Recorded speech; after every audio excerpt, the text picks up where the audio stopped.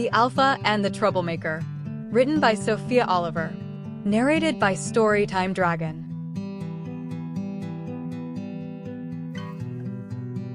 This is a werewolf romance and coming of age. This story is not suitable for anyone under the age of 18.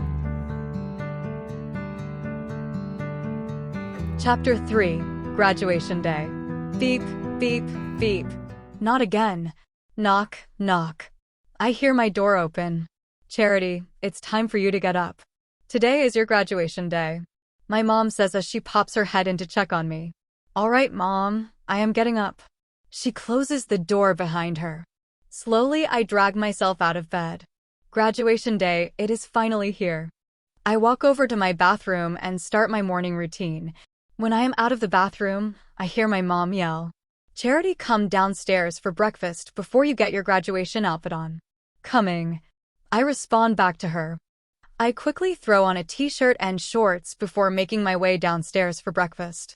When I hit the bottom stair, I hear an applause and yelling from my family, yay, the graduate is here. Congratulations. Thank you, everyone. I say with a bow. We are just so proud of you, Charity, and we are going to miss you so much when you leave for college. My mom says as she started to get teary-eyed. Mom, please don't cry. You know we'll come and visit. I am only a few towns away from you. I know, but you are just all grown up and I feel like it was just yesterday you were learning how to walk. Oh, Mom. I wrap my arms around her and give her a good hug. She pulls away from me and wipes her tears on the front of her apron and says, Okay, let's eat. I don't want the food to get cold. We all sit down at the table together and dig in. While everyone is eating, I take a moment and take this all in. This is going to be one of the last times that we all have breakfast together as a family for a while. This makes me a little sad, but at the same time truly appreciative for what I have. A great family, and even though I am leaving for college, I know that I will still have this amazing family to come home to. After breakfast, I head upstairs and start getting ready. My mom asked that I wear a dress for the graduation. I do this because I love her, and she does not ask a lot from me when it came to how I dress to express myself. I pull out a simple black spaghetti strap dress that flows from the waist and goes down a little past my knees, but has slits in various spots that comes up to the thigh. Nothing too much, but with wearing the graduation gown in the sun, I should not be too hot. I wear my hair down but curl it so it is easier to pin the cap to my head, so it does not fly off if there is a breeze. I do my makeup a little lighter than the norm. I know my mom will be taking pictures, and I want to make sure that she is happy with the photos. I walk downstairs and my mom already is tearing up once again. Oh, Jonathan, our little girl is all grown up. She whimpers. My dad walks over to her and puts his arm around her and says, Yes, Felicity, that she is. But look on the bright side, soon we can start asking for little grandpups. Grandpups? My brother and I both yell. My mom giggles. Now, Charity, let's head outside and get some photos of you by yourself. Before Silas shows up, my mom ushers me to the door. I start making my way to the front door, and when I open it, Silas is standing on the other side. Too late, Mom. Silas is already here. Hey, Char, take a look at you, he says as I do my little turn for him. Thanks, Silas. You look rather good yourself. I say as I start pushing him back outside. I do make this look good, he says with a smile. I shake my head and stand next to him where my mom tells us to, so that she can get some photos before we head off to the ceremony. After the photos, Silas and I hop into the Beast and head off to the high school to do a rehearsal of the ceremony before it starts. Can you believe it, Char? We are almost done with this place. Yep, as of tomorrow it will be just you, me and the Beast doing our road trip. A summer of fun with no parentals. I am really glad we are able to do this trip before you leave for college. Right? Me too. It's going to be so weird living in a different town and not having you right down the street from me. My heart starts to hurt a little knowing that things are going to change drastically after the summer. Hey, let's not get an eye strain peering into the future. Let's just enjoy that we are around each other. Now, and we are about to graduate. He says to me. Woohoo! We both yell. We get to the high school and pull into the parking lot. There are already a lot of people here for the ceremony. I hope this does not take forever, I say as we get out of the car. Probably will. Silas comments. I pull my sunglasses on while turning to Silas and say, let's do this graduation. Thank goddess, between the packs and the humans that attended the high school, our senior class rounded out to about 100 students. I was glad when they kept the speeches to a 3-minute minimum. They started to finally call out the graduates' names. I had to wait a little bit since I was in the middle. Missy Carlson. Bitch. Dominic Furi. Dick. I was relieved that after today that would no longer have to worry about seeing these people ever again. I didn't really hang out on this side of the bridge except to go to school, and with me leaving for college, I would be getting away from this pack even farther. Goodbye, Missy and Dom. I hope you two mate, and I never have to worry about you ever again. It was time for my row to be called. I got up with the rest of my row, and we made our way to the stage. I looked at the sea of students that were sitting there and noticed Dom was staring me down. Even with my sunglasses on, I could feel the stare down that he was giving me. I looked away and found Silas, who was sitting in the back since his last name started with AW. I waved at him and blew him a kiss, which he gladly returned. Charity Meadows.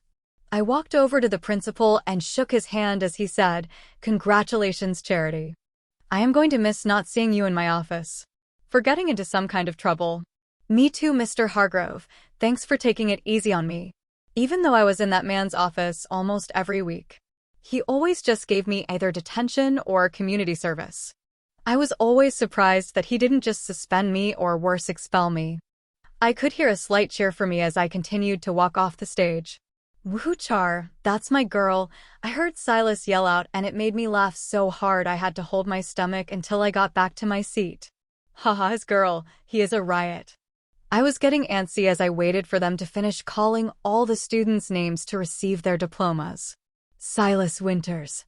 I get up and start clapping really loud as I scream out, "Woohoo, yeah, baby, that's my guy," which had Silas. Almost rolling as he gets off the stage, I could hear a few girls growl around me with their jealousy. Yeah, you wish he were yours. We were almost to the ending of the ceremony. Thank goddess. Congratulations to our graduating class of Hudson High. We all got up while throwing our caps up into the air and made a bunch of loud noise as the ceremony ended. Finally, freedom at last. Silas and I met up after dropping our gowns off and headed over to my parents, who we found first in the crowd. Congratulations, you two. My mom squealed as she hugged both of us. Thanks, Mom. Hey, I am going to go try to find my parents.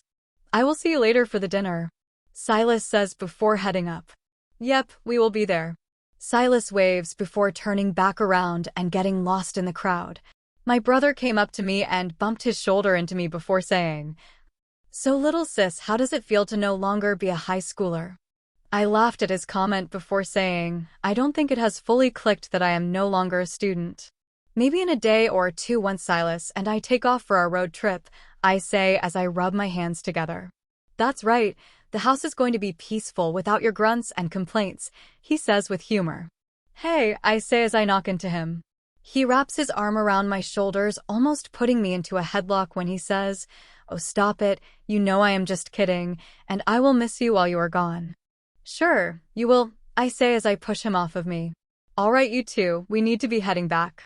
Charity, we will see you later for the dinner, right? She asks me while giving me her mom's stare. Yes, Mom, I will be there. She gives me another hug before she and my brother left, and then there was one. I started walking through the crowd to get to my car in the parking lot. I couldn't believe that this day was finally here. I knew exactly where I was going to go the second I got into the Beast. I drove directly to my oasis. We were leaving tomorrow for our road trip, and I did not know when I would be back to see this place.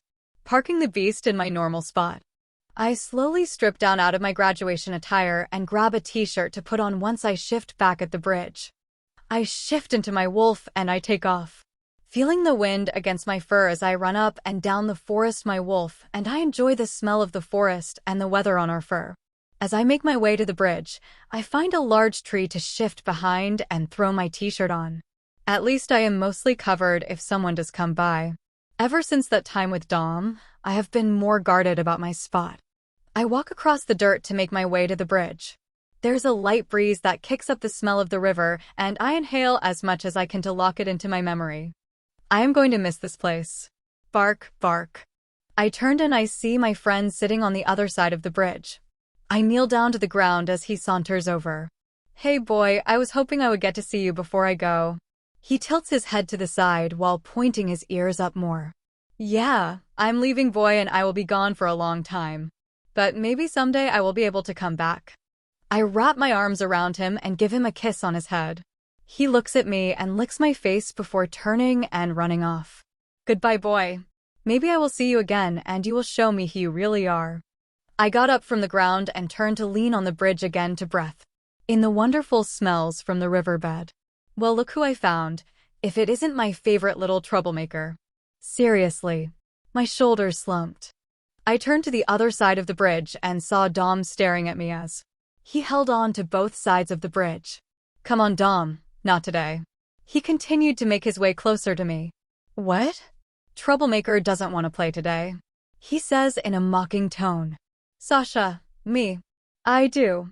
I want to play. Me, not a chance. No, Dom, I just came here for one last time before I go. What do you mean before you go?